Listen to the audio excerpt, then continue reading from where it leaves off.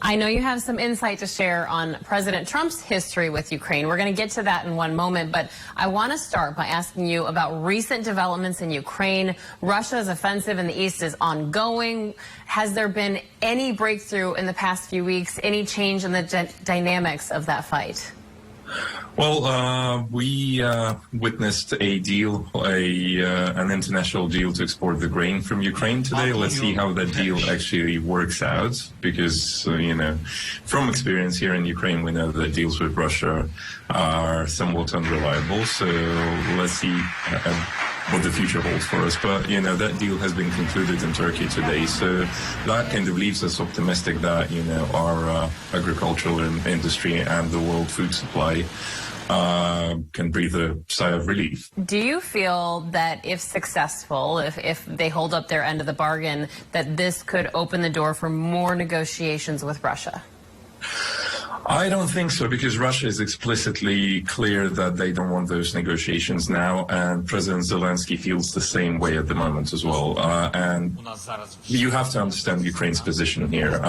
Any ceasefire at the moment works in Russia's favor. So, the war isn't going according to Russia's plan. So obviously they'd appreciate the pause to regroup and refocus their forces to take more land, to take more of our territory. So we are going to try to counterattack and see if we can get ourselves into a negotiating position where, that peace could be somewhat lasting.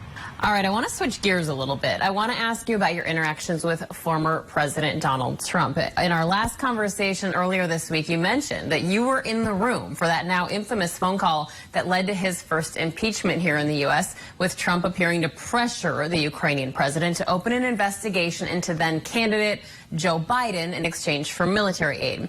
You have not really publicly talked about that until now, so I'm wondering, what do you recall about that conversation? What can you tell us?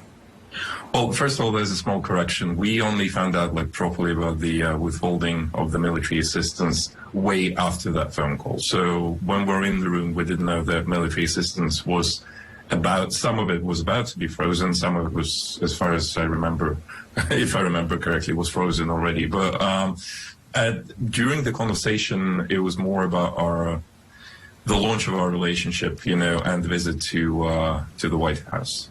Because all the misunderstandings started back during Zelensky's inauguration, because, obviously, as a new president, he was expecting to go to the White House, to go to D.C. and start that relationship with the United States, who's our main ally and partner. And, there are a few misunderstandings there. There were Rudy's antics, and that phone call, in the room, the atmosphere was tense before the call and the preparation.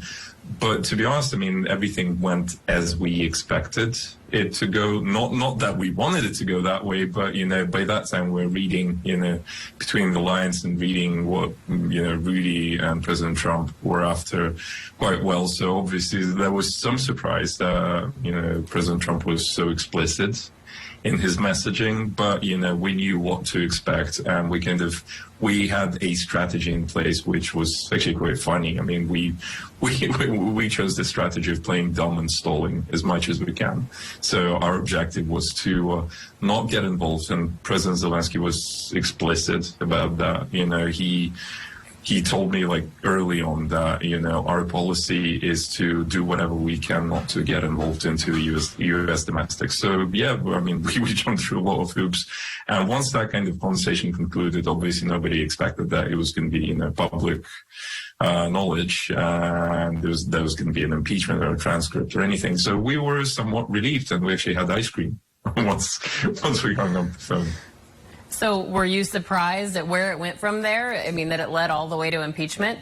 No. Oh, well, impeachment was a bit of a surprise. But to be honest, once I kind of heard the tone and the messaging on that call, I knew it was not going to end well for either the U.S.-Ukraine relationship or for the for the administration, in the White House at the time, because, look, it was unheard of, it wasn't uncalled for, and, it was threatening to both countries. So we kind of, before the phone call between Andrew Yermak and Rudy Giuliani, we hoped that, playing dumb is going to save us. But then after that phone call and after the perfect phone call, we realized that, we had our work cut out for us. And somehow we needed to survive the roller coaster of that year and a half up to the election. So, yeah, it was quite an experience. So after being in that room, you described it being a tense situation, expected, but maybe not as direct. What, when you left, was the most worrying thing about that phone call in your mind? Well, the most worrying thing about the whole situation actually came later on. After Parnas and Friedman were indicted in the U.S., Mr. Giuliani has introduced some new faces in Ukraine representing him, and some of those people were directly involved, and we knew they were involved with Russia. Some since have been designated as Russian agents and sanctioned both by the US and Ukraine. That was probably the most worrying thing, because we knew Russia was part of this roller coaster that was, eating away at our bilateral relationship with our main ally and protector. So that was scary. And to be honest, once everything was over, that was the sigh of relief for us that, we didn't let Russia throw us under the bus of the U.S. domestic politics at the time. I know there's a lot of a butterfly effect here, but if we're playing hypothetical, if former President Trump would have been reelected with those connections through Rudy Giuliani, how would that affect what we're seeing right now with this war? Well, I was present in the room during the meeting between President Zelenskyy and President Trump in New York back in September 2019, and I heard what President Trump had to say about, the potential resolution of the conflict between Russia and Ukraine, the war, and, we would have just had to go with it. So, but look, there's a major difference between building your policy and working with a current administration and getting dragged into domestic politics and actually affecting election outcomes. Regardless of who would have won in 2020, Ukraine would have done its best to protect the interests of its people. But if we got dragged into that election, and if, we somehow affected, the outcome of that election, that would have been the end of the relationship between our countries and probably the biggest threat to our national security. So that's why we're glad we managed to avoid it. All right, Igor Novikov, as always, we appreciate your time. Please stay safe. Thank you.